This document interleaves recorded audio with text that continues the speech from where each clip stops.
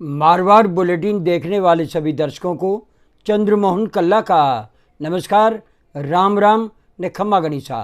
आज के समाचारों में हम आपको आज मुख्यमंत्री अशोक गहलोत के गृह शहर सूरसागर विधानसभा क्षेत्र की एक ऐसी विस्तृत रिपोर्ट पेश कर रहे हैं जिसके बारे में अगर भारतीय जनता पार्टी और कांग्रेस पार्टी ने नहीं सोचा तो ये मान कर के चलिए कि सीटें इन दोनों ही पार्टियों के हाथ से निकल सकती है।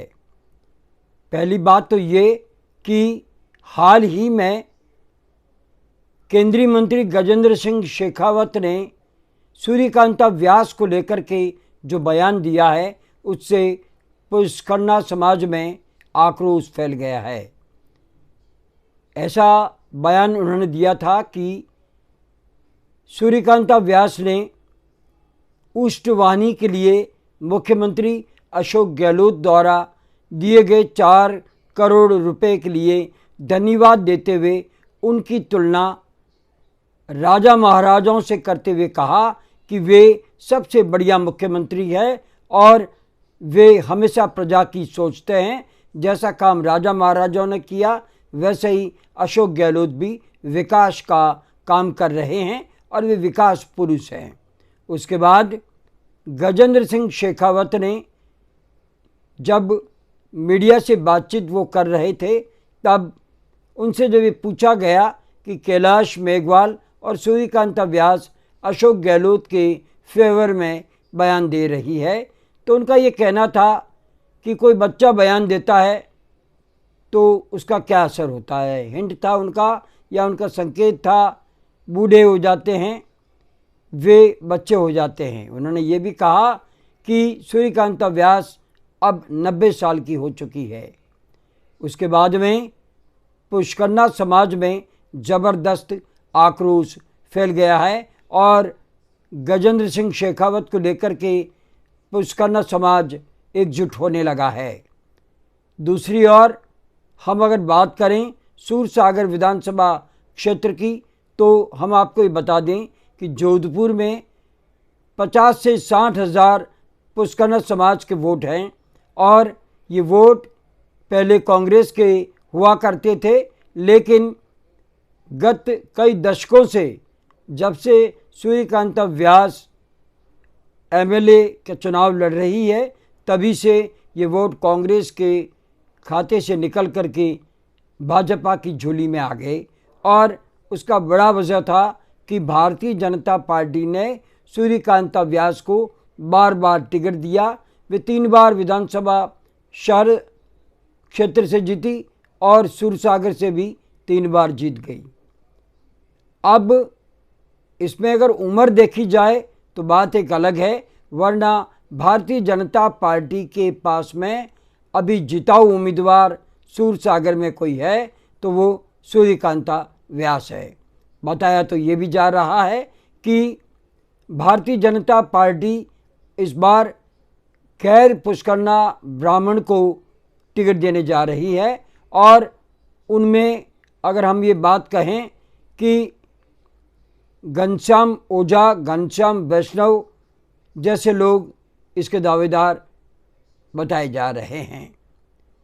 हम आपको ये भी बता दें कि इस बार सूरसागर विधानसभा क्षेत्र से कांग्रेस भी अपनी रणनीति बदल सकती है और पुष्करना समाज को तोहफा दे सकती है।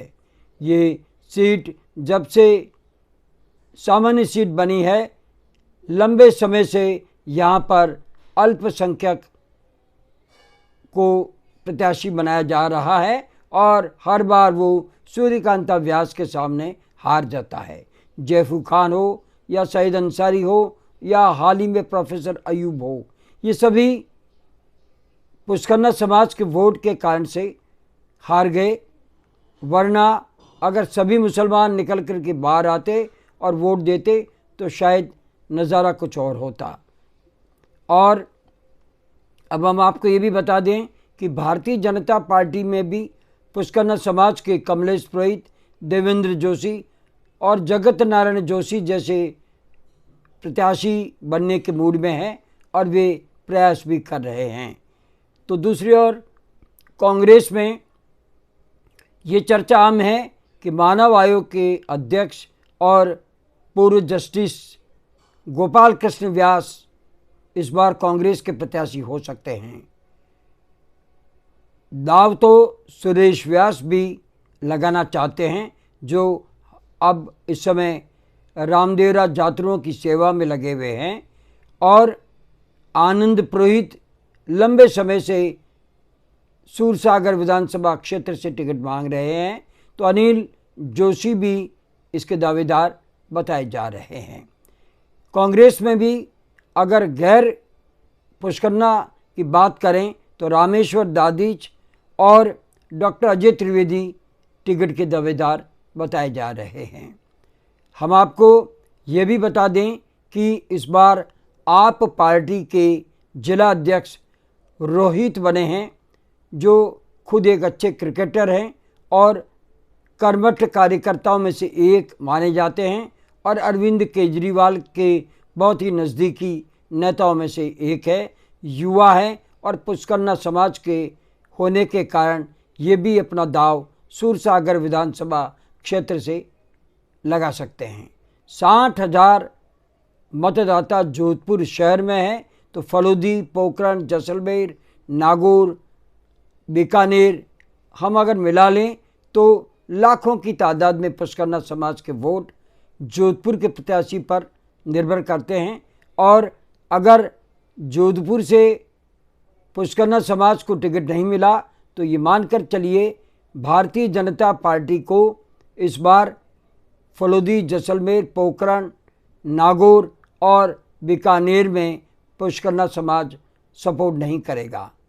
और इधर कांग्रेस भी पुष्करना समाज के लिए लंबे समय से टिकट मांग रही है, और यही हालात कांग्रेस में भी है। बहरहाल सूर्यकांता व्यास का दावा सबसे मजबूत है, और भारतीय जनता पार्टी अगर कैलाश मेघवाल की तरह उन्हें इग्नोर करती है तो अलग बात है, वरना वे भी वसुंधरा राजे गुट से आती है। तो वसुंधरा राजे गुट को पूरी तरह से समाप्त करने के लिए भारतीय जनता पार्टी का हाईकमान पीछे लगा हुआ है, और कैलाश मेघवाल को तो बाहर निकाल दिया गया है।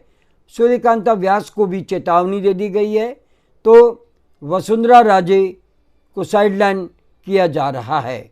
बहरहाल आने वाला समय बताएगा कि टिकट किसे मिलता है, लेकिन ये आपको बता दें कि इस बार भारतीय जनता पार्टी अगर किसी पुष्करना प्रत्याशी को उम्मीदवार नहीं बनाती है तो ये मान करके चलिए गैर पुष्करना को सभी लोग वोट नहीं देंगे। जोधपुर में शहर सीट और सूरसागर सीट पर अगर माहौल बनता है तो पुष्करना समाज की हथाइयों से बनता है, और ये माहौल ही हमेशा सूर्यकांता व्यास के पक्ष में जाता है और वे जीत करके जयपुर पहुंचती है।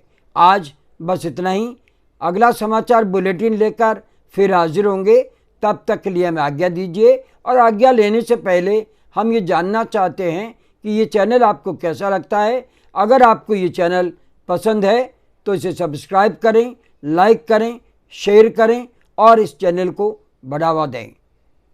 नमस्कार, जय हिंद।